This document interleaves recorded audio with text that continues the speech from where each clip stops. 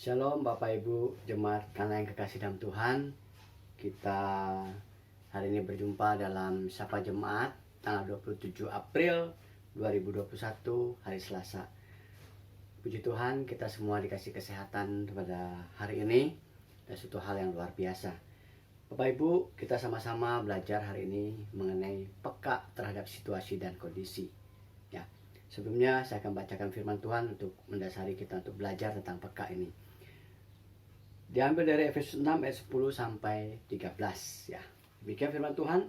Akhirnya hendaklah kamu kuat di dalam Tuhan, di dalam kekuatan kuasanya. Kenakanlah seluruh perlengkapan senjata Allah supaya kamu dapat bertahan melawan tipu muslihat iblis. Karena perjuangan kita bukanlah melawan darah dan daging, tapi melawan pemerintah-pemerintah, melawan penguasa-penguasa, melawan penghulu dunia yang gelap ini, melawan roh-roh jahat di udara. Sebab itu ambillah seluruh perlengkapan senjata Allah supaya kamu dapat mengadakan perlawanan pada hari yang jahat itu dan tetap berdiri sudah kamu menyelesaikannya segala sesuatu. Ya, kalau kita bilang tentang peka terhadap situasi kondisi ini, ya saat-saat sekarang ini adalah saat-saat yang kita diuji dengan keadaan pandemi yang begitu panjang dan kita tidak tahu kapan selesainya. Tapi kita sebagai umat Tuhan kita tetap bersyukur. Nah, pandemi atau kondisi situasi sosial saat ini yang begitu terbatas, itu membuat semua orang percaya khususnya itu dalam situasi yang perlu waspada. Kenapa?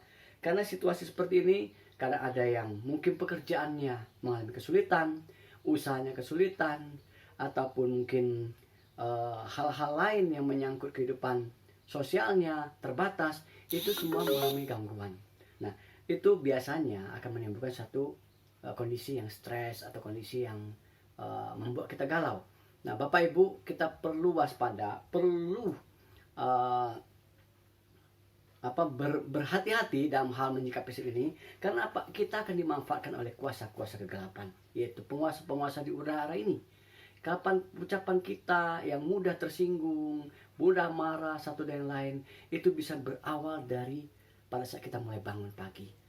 Hubungan suami istri, anak, orang tua dan anak, ya, jemaat, antar sesama juga, ya, itu bisa mudah tersinggung kalau tidak hati-hati dalam ucapan. Karena apa? Ini akan dimanfaatkan.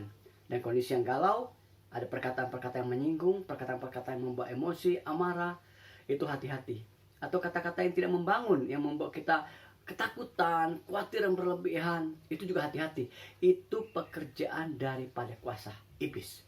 Kita harus waspada itu. Jadi, bagaimana kita harus waspada terhadap hal-hal seperti gini? Ya, kita harus ingat bahwa kita perlu ada perlengkapan rohani. Senjata Allah yang kita pakai itu adalah doa. Ya, kedagingan kita banyak, roh memang penurut tapi daging lemah. Kita perlu doa yang kuat. Itu perlu. Di dalam ayat 13 ini, sebab itu ambillah seluruh perlengkapan senjata Allah. Senjata Allah itu apa saja? Doa, pujian, penyembahan, dan mendengarkan firman Tuhan.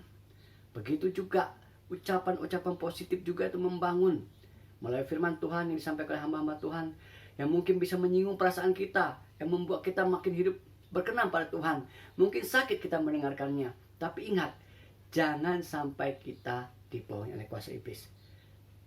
Firman Tuhan disampaikan oleh siapapun, oleh hamba-hamba Tuhan, oleh anak-anak pun, oleh melalui firman Tuhan yang kita baca pun, itu menegur kita, berarti Tuhan sayang dengan kita. Tuhan inginkan kita tetap berdiri teguh, tetap kuat di dalam kekuatan kuasa Tuhan. Di dalam ayat 10 itu harus tetap kuat kondisi saat ini, harus tetap kuat dan kuat. Percayalah, dengan kita waspada dan kita belajar peka terhadap situasi kondisi ini, ucapan-ucapan di antara satu dan orang lain kita renungkan, kita pikirkan sebelum kita mengucapkan, atau kita sering berdoa pagi, kita minta kekuatan Tuhan, hikmat Tuhan, supaya pada saat kita bercakap dengan orang tua, bercakap dengan suami atau istri atau dengan siapapun juga, kita dapat membuat perkataan yang positif yang membangun.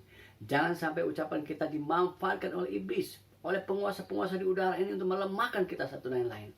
Tapi percayalah bahwa kuat kekuatan kuasa Roh Kudus akan menyertai kita sampai Tuhan datang kembali. Percayalah, di kekuatan doa ada hal yang luar biasa. Firman Tuhan, pujian, penyembahan ada hal yang luar biasa. Kiranya firman Tuhan ini sampai jemaah ini menguatkan kita satu dengan yang lain. Tuhan memberkati. Shalom.